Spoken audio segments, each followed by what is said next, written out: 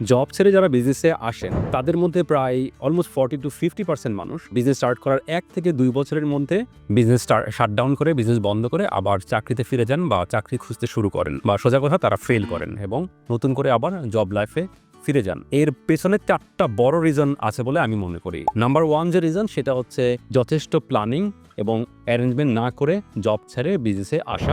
Number 2 হচ্ছে Unreal expectations. Number 3 যেটা সেটা হচ্ছে যে যথেষ্ট এফোর্ট না দেওয়া। এবং লাস্টলি যেটা সেটা হচ্ছে এনাফ পেশেন্স বা ধৈর্য না থাকা। সো আপনারা অনেকেই জানেন যে আমরা এই চ্যানেলে অলরেডি জব ছেড়ে বিজনেসে কীভাবে আসতে পারেন, কীভাবে আপনি একটা সাকসেসফুল বিজনেস বিল্ড করতে পারেন, এইসব নিয়ে বেশ কয়েকটা ভিডিও মেক করেছি, একটা প্লেলিস্ট রয়েছে। এছাড়াও আমরা এই চ্যানেলে মার্কেটিং, বিজনেস গ্রোথ, অনলাইনে কীভাবে ইনকাম করা যায় বা সাইড ইনকাম কীভাবে জেনারেট করা যায় ইত্যাদি হাবিজাবি অনেক বিষয় আমরা কভার করি। সো আমাদের চ্যানেলটিকে যদি এখনও সাবস্ক্রাইব করে না থাকেন সেই ক্ষেত্রে বলবো সাবস্ক্রাইব করে দিতে।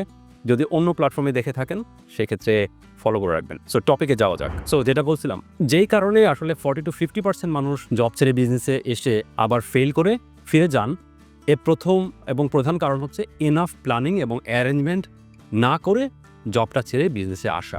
প্ল্যানিং এবং অ্যারেঞ্জমেন্টটা 2 ধরনের হতে হবে। নাম্বার 1 হচ্ছে আপনি যখন জব ছেড়ে বিজনেসে আসবেন তখন আপনার জব ছেড়ে দেওয়ার পরে আপনি আপনার ফ্যামিলি বা নিজের যে এক্সপেন্ডিচার রয়েছে সেইটা আপনি কীভাবে ম্যানেজ করবেন, এটা অ্যাটলিস্ট 2 to 3 ইয়ার্সের জন্য আপনার করে রাখা উচিত। আমি মনে করি 3 ইয়ার্সের জন্য করে তারপরে আপনার জবটা ছাড়া উচিত, এটা একটা। দ্বিতীয়ত হচ্ছে আপনার বিজনেস নিয়ে প্রপার প্ল্যানিং এবং অ্যারেঞ্জমেন্ট করা। মানে হচ্ছে এরকম যে আপনি কি বিজনেস করবেন সেটা ক্রিস্টাল ক্লিয়ার হইতে হবে, সেই বিজনেস কীভাবে আপনি রান করবেন সেইটা আপনাকে যতটা সম্ভব শিওর হইতে হবে। আপনার প্ল্যানিংটা সেইভাবে একদম আপনার সামনে থাকতে হবে। আপনাকে এই কাজগুলা যতটা সম্ভব আপনার করে নিতে হবে জবটা ছাড়ার আগেই। যে আপনি জানতে হবে যে আপনি এই বিজনেসটা কীভাবে রান করবেন, এই বিজনেসের যে বিভিন্ন এরিয়া রয়েছে সেগুলো আপনি কীভাবে ম্যানেজ করবেন। HR থাকবে, অ্যাকাউন্টিং থাকবে, সোর্সিং থাকবে, আপনার ফাইন্যান্স থাকবে, সেলস থাকবে, ওকে, এরকম আরও অনেক বিষয় থাকবে। এই জিনিসগুলো আপনি কীভাবে ম্যানেজ করবেন, আপনার ক্যাপিটাল কীভাবে আপনি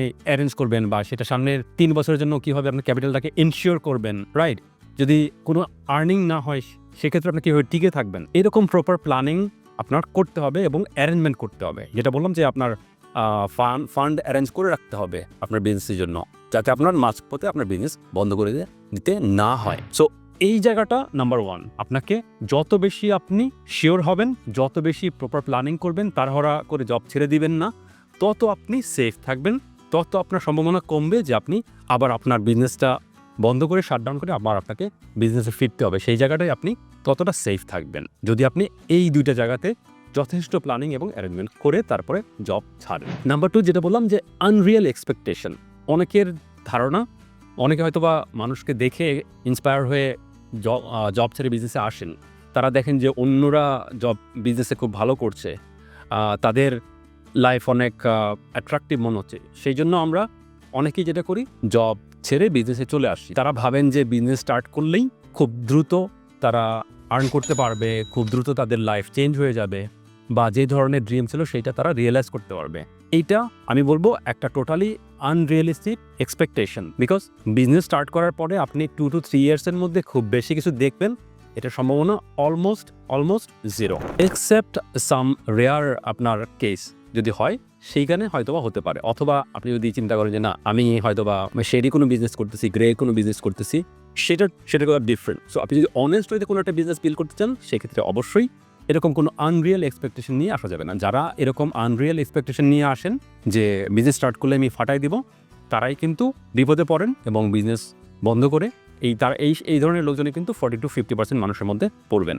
নাম্বার 3 সেটা হচ্ছে এনাফ এফোর্ট না দেওয়া। আপনার জব লাইফের সাথে বিজনেস লাইফের পার্থক্য এখানেই।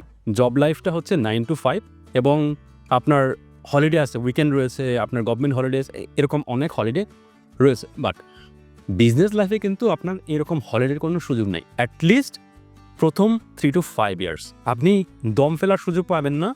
আপনার হলিডে তো দূরের কথা, আপনি দিনে হয়তো বা 12 থেকে 14 ঘন্টা কাজ করবেন, তারপরেও যথেষ্ট রেজাল্ট আপনি দেখতে পাবেন না। বাট আপনি যদি এই এফোর্টটা না দেন সেই ক্ষেত্রে অবশ্যই আপনার সামনে খুব খারাপ সময় আসার সম্ভাবনা প্রবল।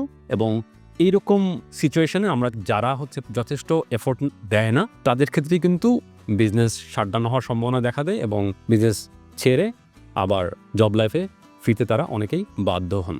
হয়তো আরও অন্য অনেক সিনারিও থাকতে পারে, অনেক ইস্যু থাকতে পারে, অনেকের ক্ষেত্রে লাক কাজ করে না, হতে পারে, বাট এফোর্টের কোনো ঘাটতি রাখা যাবে না। লাস্ট যেটা সেটা হচ্ছে, এটা খুবই ইম্পর্টেন্ট, সেটা হচ্ছে পেশেন্স বা ধৈর্য।